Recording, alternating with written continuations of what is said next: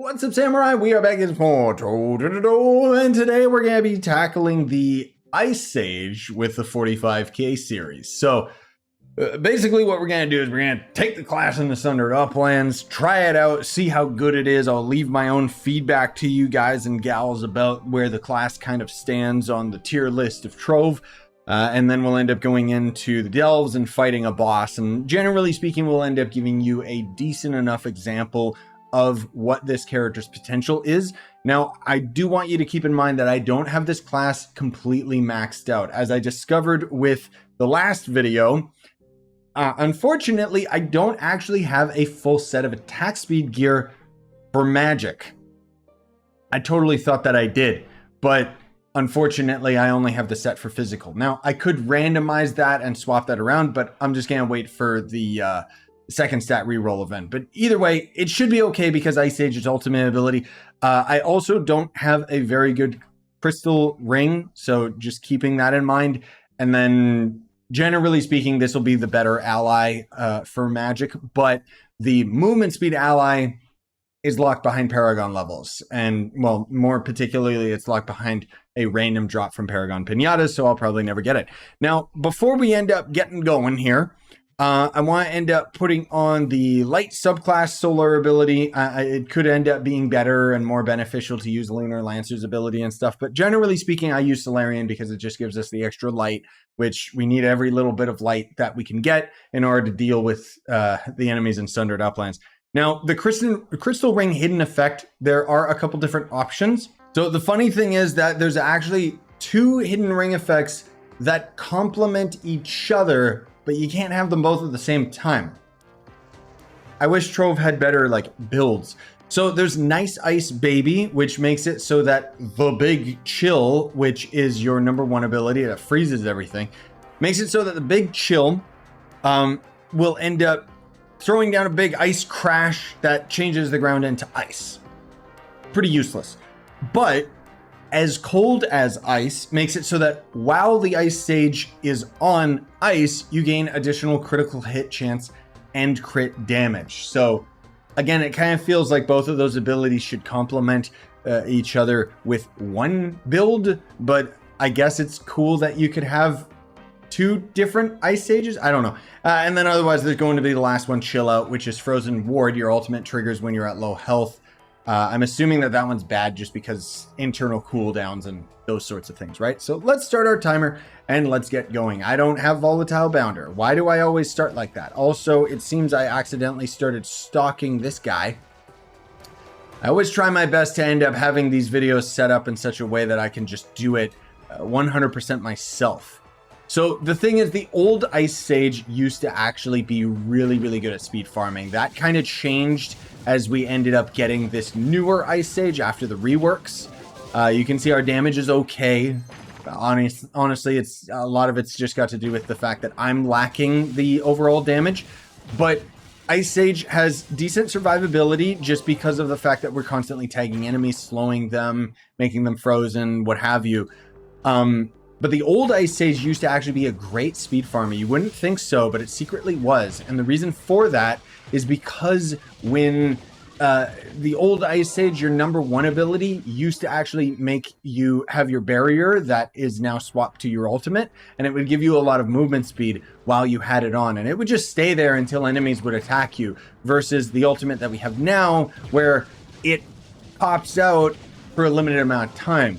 Now, the thing that you will notice, which is kind of nice, is as we end up traveling to these dungeons, the ult does not take long before the cooldown reduction already takes place. It's not like the Gunslinger where you can barely use your ult. You can actually use your ult on the Ice Sage quite a bit, and depending on how close the dungeons are to one another, plus we're using chromatic. But the thing is, with speed farming, it's broken down into two categories, which is how fast can they travel from dungeon to dungeon, and how fast can they kill everything within the dungeon. Well, Ice Sage has the killing just fine.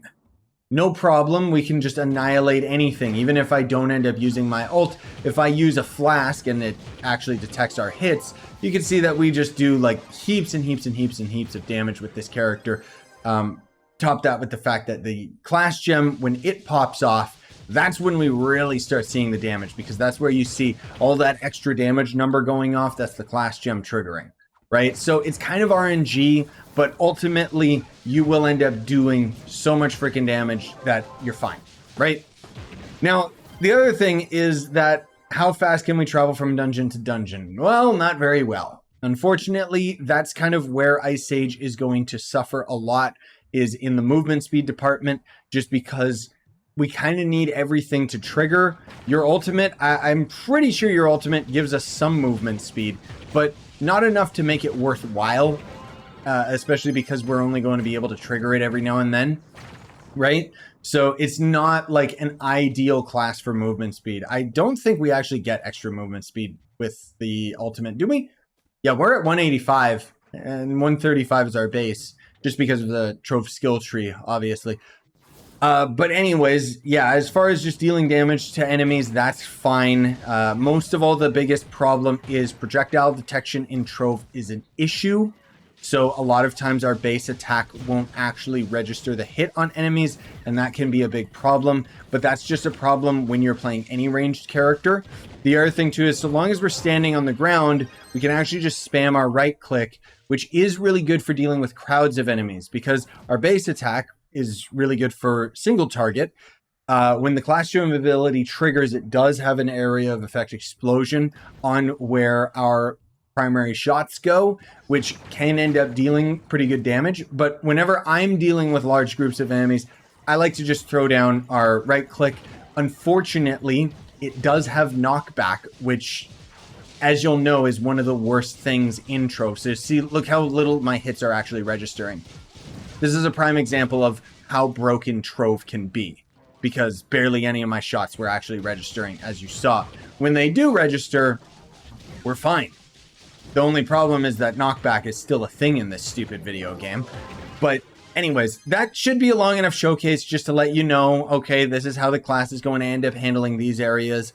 Actually, you know what? Let's hop in here just before we go into the delves, because this is a really, really good showcase right here of how we handle large crowds, because these are the strongest enemies in the entire game, basically.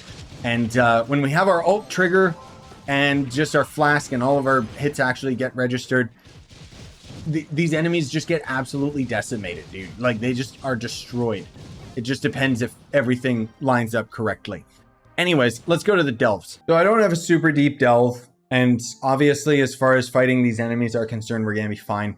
As far as the Ice Sage and where it primarily lies, lots of players use it in the delves. Delves is one of the areas that the Ice Sage shines and is definitely top tier.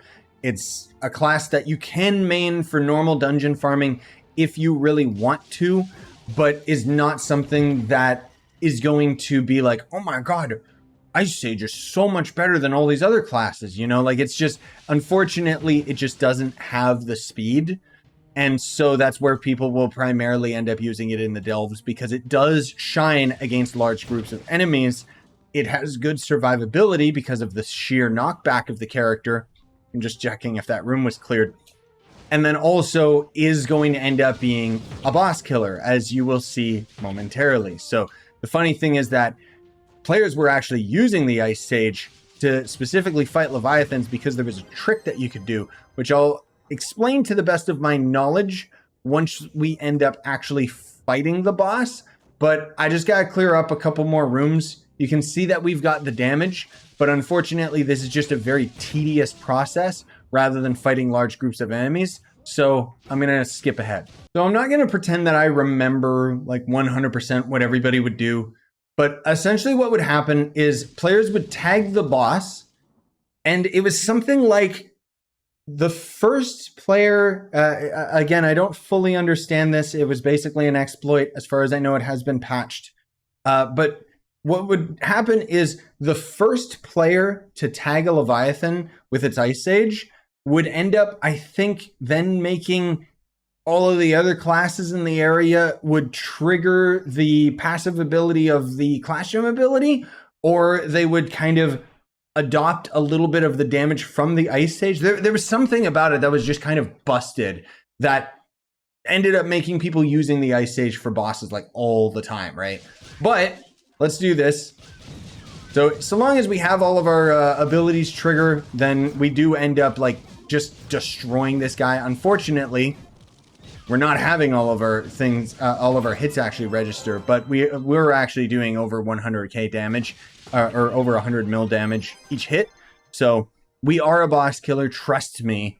It's just, it wasn't a very good example right there because a lot of my hits weren't registering and so on and so forth. But anyways, as far as a class synopsis or class summary, can you main the Ice Sage? Yes, you most definitely can. If Ice Sage is your favorite class, you should main it regardless. The thing is that Trove is in a very weird place right now where you can actually main every character in the game. It's just certain classes will end up obviously outperforming others in kind of a nice limbo effect. There are definitely classes like the Shadow Hunter, which is kind of a staple hold, does everything exceptionally well, versus other characters like the Ice Sage, where it does delves well, it does bosses well, but it suffers with speed farming.